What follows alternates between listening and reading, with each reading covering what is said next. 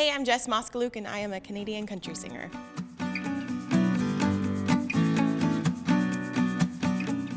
One thing that affects my performance ability is that I have a form of asthma. So the adrenaline that I get when I step out on stage literally takes my breath away, which makes it hard to keep pitch.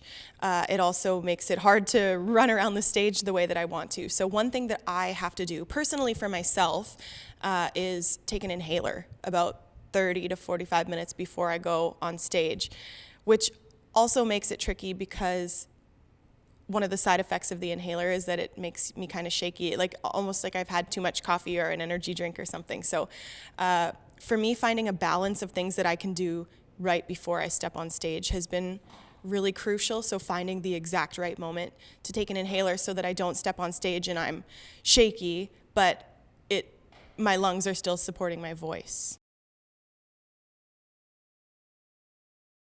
I have a really hard time with physical exercise because of, again, my lung problems, and because of my schedule. There is nothing that I do regularly.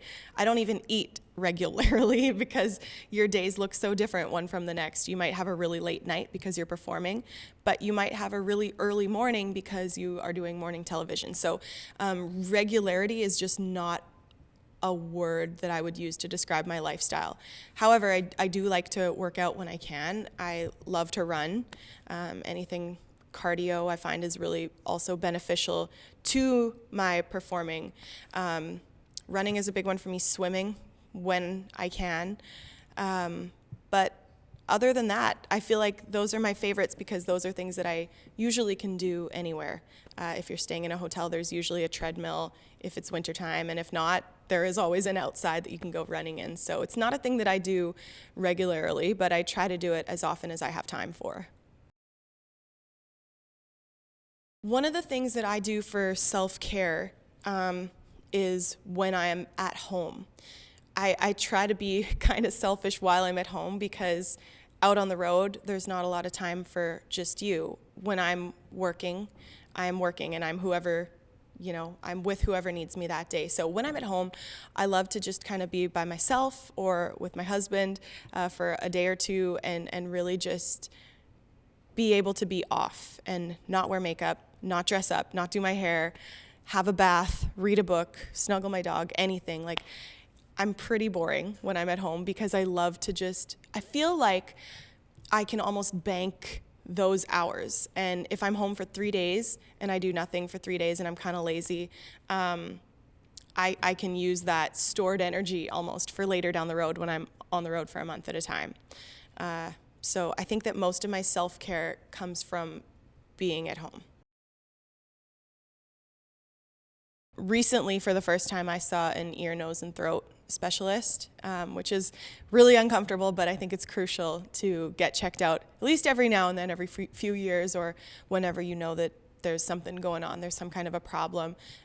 They put a camera, they go up your nose, and they kind of just look at your vocal cords and make sure that everything's okay.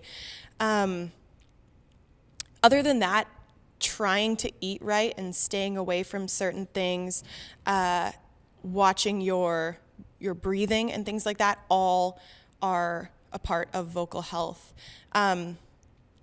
Also, one of the big things in the Canadian music industry is parties and after parties and things like that are thrown by labels or different companies or anything like that. So it's a networking thing that we all kind of have to do.